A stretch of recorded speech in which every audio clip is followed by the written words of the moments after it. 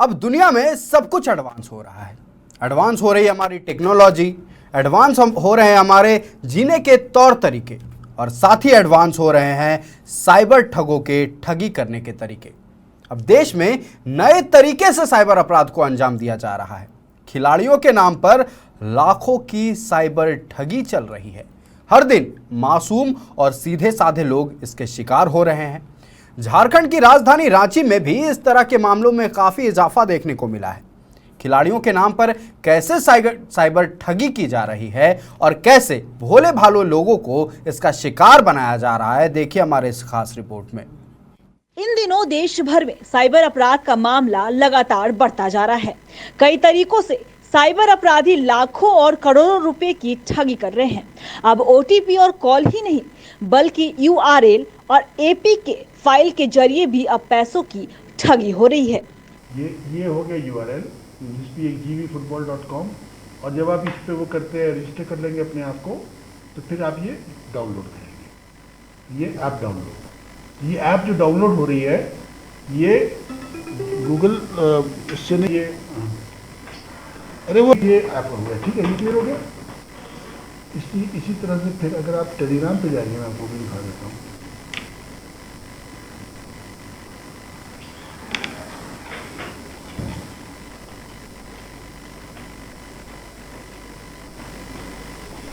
बैठे मैं बात करता हूँ।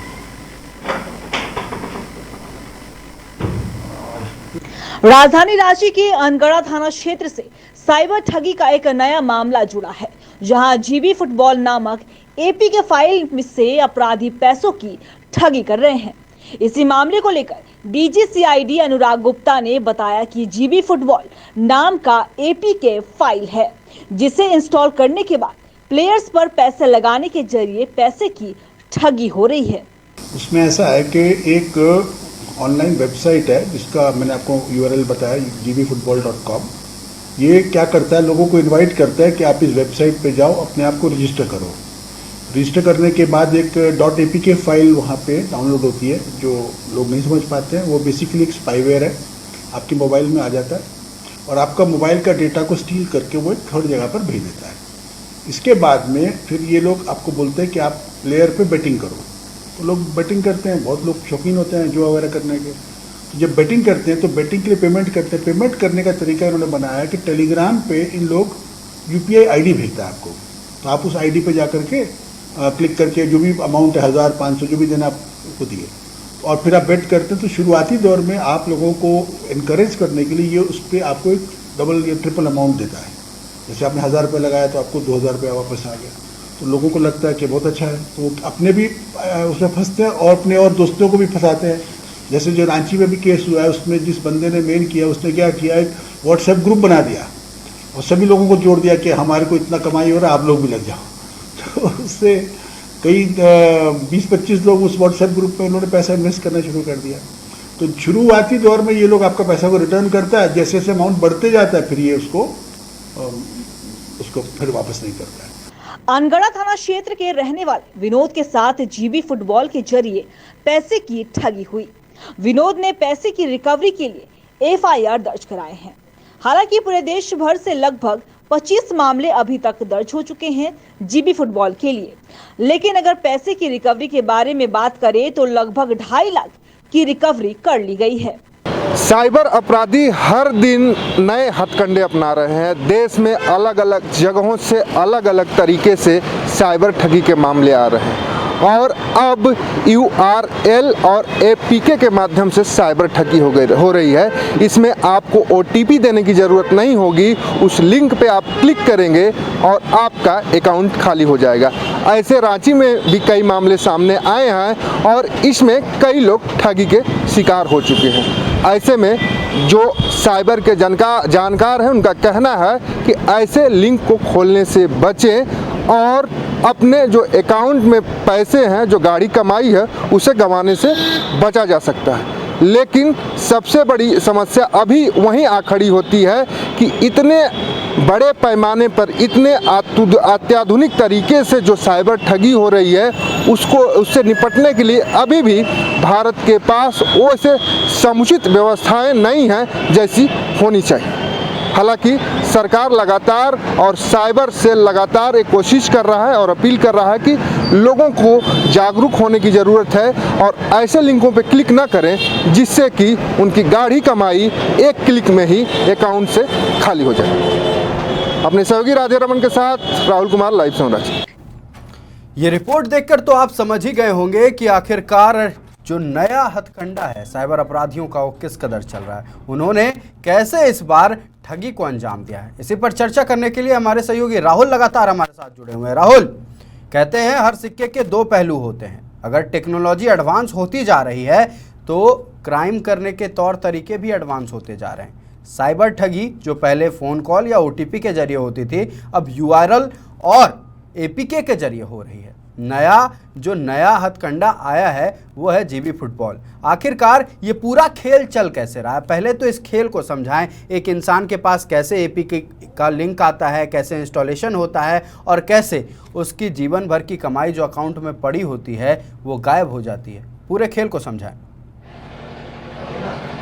देखिए, पहले आप देखें कि व्हाट्सएप पे या टेक्स्ट मैसेज में आप देखेंगे तो फ़ोन पे टेक्स्ट मैसेज ऐसे भी आते हैं जिसमें लिखा जाता है कि आप बोनस के तौर पर आपके अकाउंट में इतना क्रेडिट कर दिया जा रहा है। आप इस लिंक पे क्लिक करके मतलब गेम खेलने, खिलाड़ियों के नाम से मैसेज आते हैं और गेम खेलने के लिए बताया जाता है। कोई खेल आप खेलें, फुटबॉल इस समय बहुत तेज़ी से मैसेज जो आ रहा है कि फुटबॉल आप खेलें, फुटबॉल खेलेंगे उसके बाद टीम बनाएंगे। जैसे आप समझिए कि IPL अभी चल रहा है, IPL में कई सारे ऐप्स हैं, उसमें आप देखेंगे कि जैसे कि ड्रीम 11 एक टीम बना के IPL खेल लोग पैसा लगाते हैं, खेलते हैं, उसमें पैसा कमाते हैं। ठीक उसी तरीके से GB फुटबॉल के नाम से कई मैसेज आते हैं और फुटबॉल टीम बनाने के बाद क्या होता है कि उस लिंक में एक फाइल आएगी जो URL पे खुलेगी, सीधे गूगल क्रोम पे खुलेगी, या वो फाइल को जब आप खोलेंगे और डाउनलोड करेंगे, जैसे उस पर आई एग्री के ऑप्शन में जाएंगे कि हम सारे एक्सेस को एग्री करते हैं, वैसे ही सारा डेटा जो फ़ोन का आपका वो साइबर ठग के पास चला जाएगा और आप साइबर ठगी के शिकार हो जाए। देखिए, क्योंकि सभी के पास स्मार्टफोन है और स्मार्टफोन में सभी लोग नेट बैंकिंग हो या पेमेंट जो ऑनलाइन पेमेंट हो रहा है फ़ोन पे, उसके अलावा गूगल पे, पेटीएम, उसके अलावा जो भी ऑनलाइन पेमेंट के ऑप्शंस हैं सभी लोग फ़ोन से ही यूज कर रहे हैं। और वैसे में जैसे ही फ़ोन आपका हैंग होगा, जैसा कि आपने बताया कि उस लिंक को खोलने के बाद साइबर अपराधियों के पास आपके फ़ोन के डेटा चले जाते हैं। फ़ोन की डेटा अगर चली जाती है तो ऐसे में तो सिर्फ पैसों का खतरा नहीं है, निजता का भी खतरा है। जो लोग एक तरह से माना जाता है कि फ़ोन इस वक्त एक निजी वस्तु हो गया है। लोग कई सारे सीक्रेट्स अपने उस फ़ोन में रखते हैं। ऐसे में अगर साइबर अपराधियों की सेंधमारी हो रही है आपके फ़ोन के अंदर, तो ना सिर्फ ये जो पैसों का खेल है, साथ ही साथ अभी हमने हाल के दिनों में देखा सेक्सटॉर्शन का मामला काफ़ी उजागर हो रहा है। इस तरह के खतरों में भी तो इजाफा हो सकता है। राहुल जी बिल्कुल, जिस तरीके से नेट के ज़माने में, स्मार्टफोन के ज़माने में जिस तरीके से हम आगे बढ़ रहे हैं, उसी तरीके से साइबर अपराधी भी अपना तरीका बदल रहे हैं। और जैसा कि हमने बताया कि और आप देखेंगे साइबर क्राइम जिस तरीके से बढ़ रहा है, उसको रोकथाम के लिए कई अधिसूचनाएं जारी होती हैं, कई नोटिफिकेशन आते हैं हमें और सूचनाएं आती हैं। साइबर सेल की ओर से कई नोटिफिकेशन और सूचनाएं दी जाती है, प्रसारित की जाती है, जगह जगह पे कई चीज़ें चस्पा की जाती हैं और बताने की कोशिश की जाती है कि कोई भी ऐप्स जो आपको जानकारी का नहीं हो या काम का नहीं है और जिसको बारे में आप नहीं जानते हो, उसे फ़ोन में अपने इंस्टॉल नहीं करना चाहिए। इंस्टॉल अगर आप कर भी रहे हैं तो आई एग्री जो डेटा एक्सेस का ऑप्शन होता है, जिसमें आई एग्री करने पे सारी चीज़ें उस ऐप्स के हिसाब से चलने लगती है, उस एक्सेस को नहीं देना चाहिए। और पूर्व में देखेंगे जैसे कोरोना महामारी आई तो उस समय भी चीन के कई ऐप्स पे भारत सरकार ने बैन लगाया था और वो जो ऐप्स थे उसमें आरोप लगा था, जो सूचना विभाग भारत सरकार का था, बताया था कि इसमें आई एग्री का ऑप्शन पे जैसे ही क्लिक किया जाता है, इसमें निजी डेटा होता है, जो फोन्स में फोटो होते हैं, कॉल्स डिटेल होते हैं और भी जो अन्य चीज़ें होती हैं, उसकी चोरी जो चाहे चीन के ऐप्स कर रहे हैं और चोरी करके उसे भारी भरकम पैसों में उसे बेचा जा रहा है, आम व्यक्ति के डेटा को, निजता को बेचा जा रहा है। उसके बाद उन ऐप्सों को चिन्हित कर सरकार ने बैन किया। लेकिन अभी जो एक जीवी फुटबॉल के नाम से जो सारी चीजें चलाई जा रही है, टेलीग्राम पे बहुत ज्यादा इस मैसेज को भेजा जा रहा है। टेलीग्राम पर इस मैसेज को भेजने के बाद जैसे ही लोग उस लिंक को डाउनलोड कर रहे हैं, URL फाइल आ रही है, URL फाइल को जैसे ही आप क्लिक करेंगे तो इंस्टॉल होने का ऑप्शन आता है और इंस्टॉल होने के बाद ही तुरंत वो आई एग्री का ऑप्शन देगा और आई एग्री जैसे ही आप करेंगे सारी चीजें उसके हिसाब से चलने लगेगी, सारी एक्सेस उसके पास होगी, साइबर ठग के पास होगी। यानी तो हम कह सकते हैं कि जिस तरीके से हम तेजी से आगे बढ़ रहे हैं उसी तरीके से साइबर ठग भी तेजी से आगे बढ़ रहे हैं। लेकिन भारत सरकार हो या राज्य सरकार हो उतनी तेजी से अपने जो एक्सेस है उसे मजबूत नहीं कर रहे, जो साइबर सेल है उसे मजबूत नहीं कर रही है।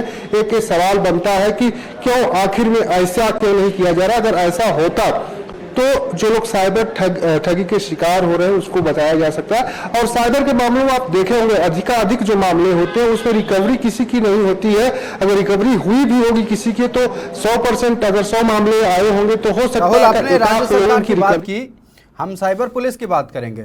साइबर पुलिस लगातार ये दावा करती आ रही है कि राज्य में साइबर क्राइम जो है उस पर लगाम लगाया जा रहा है, अपराधियों पर हम शिकंजा कस रहे हैं। लेकिन हम देखते जा रहे हैं कि नए नए तौर तरीके सामने आते जा रहे हैं और साइबर पुलिस जो है वो अपडेटेड नज़र नहीं आ रही है। आप जब साइबर पुलिस के पास पहुंचे थे, आपने जब उनसे बातचीत की तो उनका क्या कहना था इस पूरे मसले पर?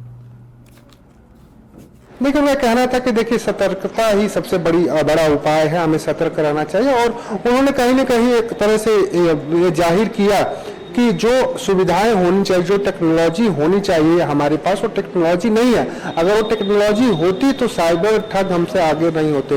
देखिए, एक चीज होता है कि सरकारी व्यवस्थाएं जो होती हैं वो कछुए की गति से चलती हैं, लेकिन जो साइबर अपराधी होते हैं या साइबर क्राइम करने वाले जो लोग होते हैं जिनका वही काम होता है वो काफी तेजी से आगे बढ़ते हैं। वो हर दिन एक नई व्यवस्था, हर दिन एक नई सिस्टम का इजाद करते हैं जिससे कि उन लोगों के जो गाड़ी कमाई है, लोगों का जो पैसा है उसे कहीं ना कहीं ये तो 303 वर्सेस AK-47 की लड़ाई हो गई। बिल्कुल आपने सही कहा कि 303 वर्सेस AK-47। तो साइबर क्राइम में आप देखेंगे ना तो वही चीज है। और साइबर क्राइम जैसे जैसे आगे बढ़ रहा है, आप देखेंगे पहले OTP का मामला आता था सामने, झारखंड का जामताड़ा बदनाम था और OTP का सबसे ज्यादा मामला जामताड़ा से निकलकर सामने आता है। जामताड़ा को लेकर कई वेब सीरीज बनाई गई, कई न्यूज बनाए गए, कई न्यूज चैनल के लोगों ने वहां कैंपेनिंग की, जानना समझना चाहा जामताड़ा को।